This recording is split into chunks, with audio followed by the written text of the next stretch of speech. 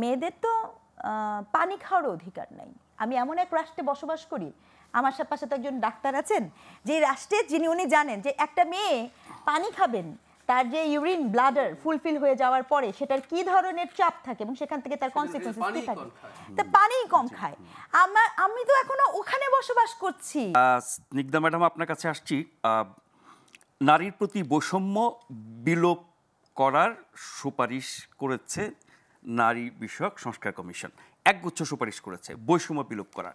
সেখানে অনেক কিছু আছে, যেমন নারী অধিকার রক্ষা, বৈষম্যমূলক আইন পরিবর্তন ইত্যাদি।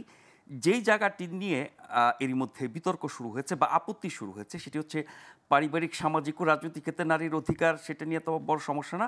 উত্তরাধিকার আইন, যেটির বিরোধিতা করছে বেশ কয়েকটি ইসলামী সংগঠন বা দল, তারা বলছে এটা মানে ইসলামের বিধিবিধান বিরোধী। আরও অনেক সুপারিশ আছে, সেগুলো নিয়ে আমরা কথা বলবো।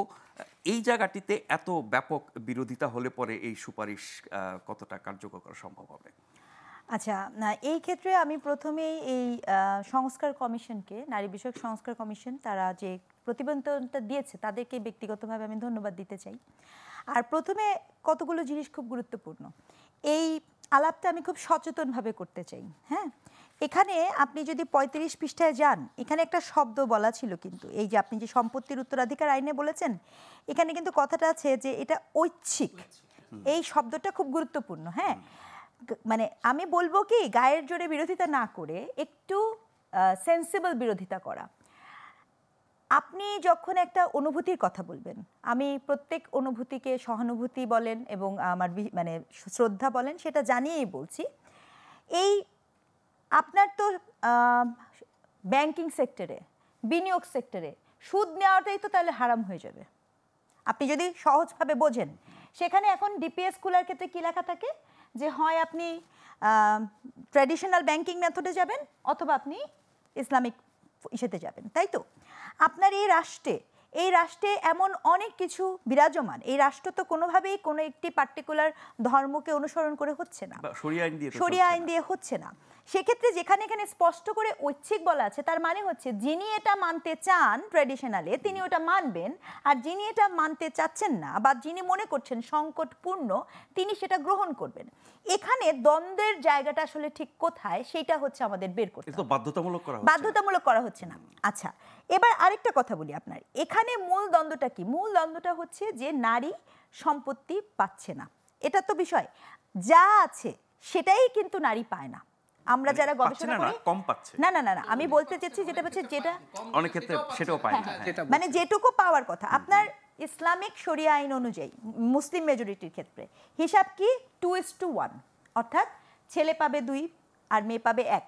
ইসলামরা কেন বলছেন যে এতে করে সমান অধিকার দেওয়া হচ্ছে? কারণ যিনি নারী তিনি যে বিয়ে করবেন তার স্বামীর ওখান থেকে আবার 1 পাবেন, তাহলে তারা একটা সমসম্পত্তি পায়। এটা হচ্ছে এক ধরনের ধারণা। কিন্তু গবেষক হিসেবে আমার প্রশ্ন, তাহলে কি আপনি ধরেই নিচ্ছেন সকল নারীর বিয়ে হয়? আপনি কি নিশ্চিত করতে পারবেন যে সকল নারীর বিয়ে হয়? আর যে নারীর বিয়ে হলো না সে সমান পেল কি করে?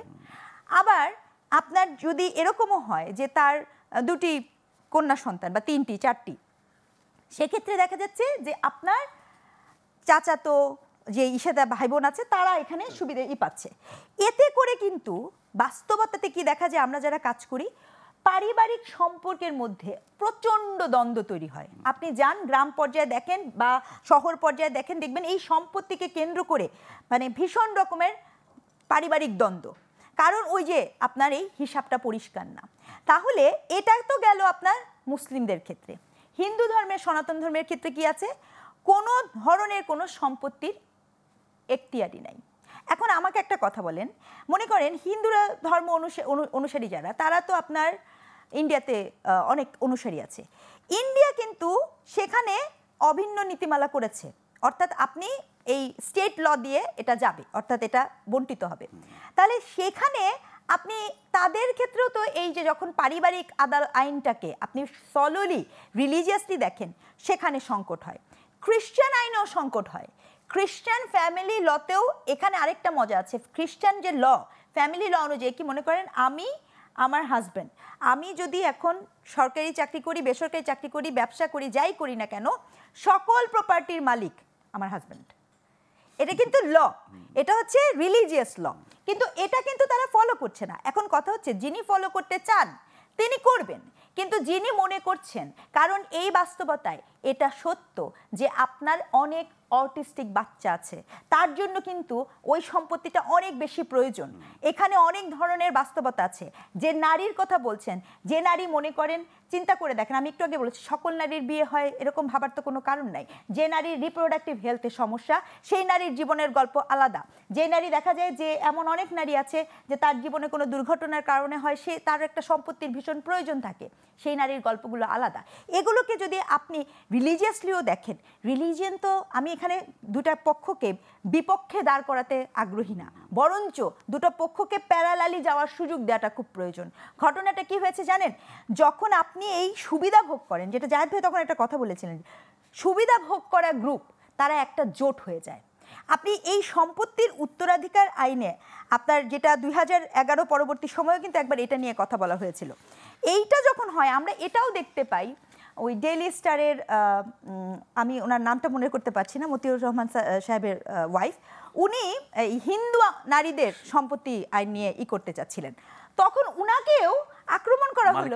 হ্যাঁ, উনাকেও আক্রমণ করা হলো যে কেন সম্পত্তি চায়। তার মানে হচ্ছে অন্য সময় আপনি ধর্মীয় দ্বন্দ্ব নিয়ে সারাক্ষণ থাকেন, পয়লা বৈশাখ হবে কি হবে না, মঙ্গল হবে না বৃহস্পতি হবে, সেগুলো নিয়ে দ্বন্দ্ব করতে থাকেন, ওটা হিন্দুয়ানি এটা মুসলমানি এটা বলতে থাকেন, কিন্তু যখনই আপনার সম্পত্তির প্রসঙ্গ আসে তখন আপনি একটা ব্রাদারহুডে চলে যান, তখন আপনার মধ্যে কোনো দ্বন্দ্ব থাকে না। কারণ কি? কারণ এখানে এক পক্ষ লাভবান হচ্ছে, আরেক পক্ষ এখানে বেকায়দার মধ্যে অবস্থান করছে।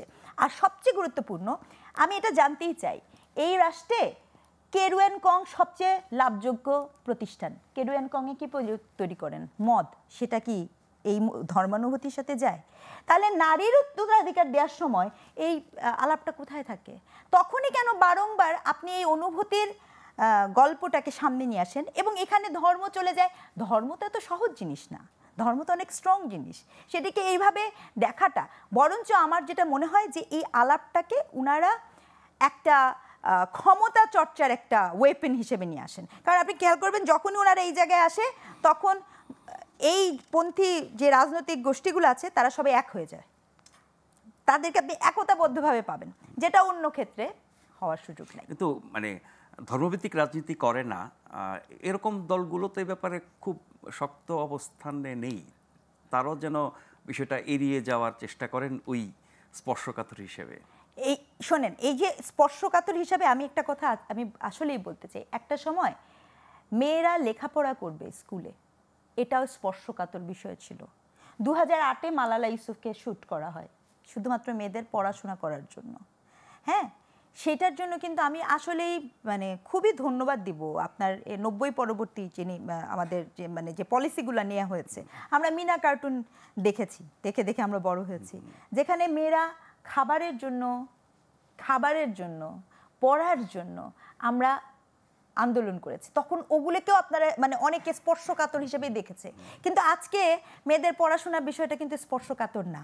সমাজ কিন্তু একদিনে বদলায় না। আপনি এই স্পর্শকাতরতার যে গল্পটা, এটা স্পর্শকাতর থেকেই আস্তে আস্তে এটা স্বাভাবিক হয়ে যায়। কিন্তু মেয়েদের খেলাধুলা নিয়ে এখনো বেশ আপত্তি, বাধা বিপত্তি এগুলো দেখছি। মেয়েদের খেলাধুলা শোনেন, আমি এই কমিশনে যেমন একটা কথা বলি, মেয়েদের তো পানি খাওয়ার অধিকার নাই। আমি এমন এক রাষ্ট্রে বসবাস করি, আমার পাশে তো একজন ডাক্তার আছেন, যে রাষ্ট্রের যিনি উনি জানেন যে একটা মেয়ে পানি খাবেন, তার যে ইউরিন ব্লাডার ফুলফিল হয়ে যাওয়ার পরে সেটার কি ধরনের চাপ থাকে এবং সেখান থেকে তার কনসিকুয়েন্সেস কি থাকে, তা পানি কম খায়। আমি তো এখনো ওখানে বসবাস করছি, সেখানে আপনি যে বলছেন খেলাধুলা, এই যে বেসিক নিড, খেলাধুলা কিন্তু কোনো বিনোদন না, একটা মানুষের স্বাস্থ্যের জন্য, ভালো থাকার জন্য, সুস্থতার জন্য এগুলো খুব গুরুত্বপূর্ণ। একটা মেয়ে শিশুর জন্য খুব গুরুত্বপূর্ণ। ঢাকার কটা মাঠ আছে যেখানে মেয়ে বাচ্চারা খেলবে?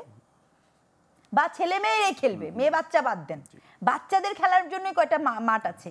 মেয়েরা যখন খেলতে চায়, এটা একটা ওয়ার্ল্ড ওয়াইড, এটা এখানে অনেক ধরনের বিতর্ক আছে, কিন্তু এই মেয়েদেরকে খেলার কথা নিশ্চিত করতে হবে।